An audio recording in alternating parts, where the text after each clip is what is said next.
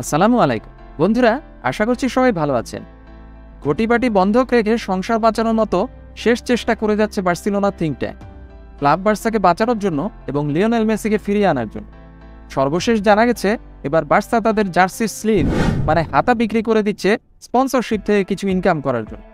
ইতিমধ্যে লা লিগার কাছে বার্সা যে ভায়াবিলিটি প্ল্যান সাবমিট করেছে সেখানে নেক্সট ইয়ার এই স্পন্সরশিপ থেকে বার্সার ইনকামের পাতায় বড় অঙ্কের টাকা যোগ হবে। এতে তাদের আয় ব্যয়ের হিসাবের ভারসাম্য আনা সহজ হবে। কারা কিনেছে বার্সার জার্সির স্লিভ? ডাচ মাল্টিন্যাশনাল কোম্পানি ফিলিপসের সাথে চুক্তি হয়েছে বার্সার। জার্সির স্লিভে ফিলিপসের নাম শো করবে। প্রাথমিকভাবে আগামী 3 সিজনের জন্য ফিলিপস এই স্পন্সরশিপ কিনেছে, যা এরপরে আরও 2 বছর বাড়তে পারে লাভ ক্ষতির হিসাব বিবেচনায়। কারণ লাপোর্তার বোর্ড অব ডিরেক্টরসের মেয়াদ শেষ হয়ে যাবে 3 বছর পর। নেক্সট বোর্ড অব ডিরেক্টরস যদি এক্সটেন্ড করে তাহলে এগ্রিমেন্ট বাড়বে। 2021 সালে বেকো বার্সার জার্সি স্লিভের চুক্তি থেকে সরে যাওয়ার পর থেকে এতদিন এটা খালি ছিল।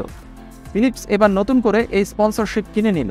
শুধু তাই নয়, ফিলিপস স্পটিফাই ক্যাম্প নুর নতুন করে সাজসজ্জার যে মেগা প্রজেক্ট শুরু হতে যাচ্ছে সেখানে সকল টিভি মনিটরের সাপ্লাই দিবে।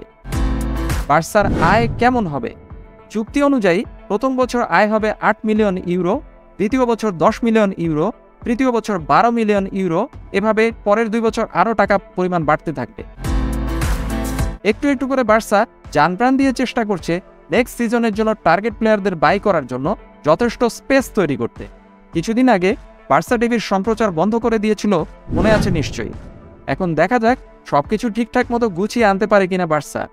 আপনার মতামত অথবা যে কোনো পয়েন্ট অ্যাড করতে পারেন কমেন্ট বক্সে। সবাই ভালো থাকবেন, টেক কেয়ার, আল্লাহ হাফেজ।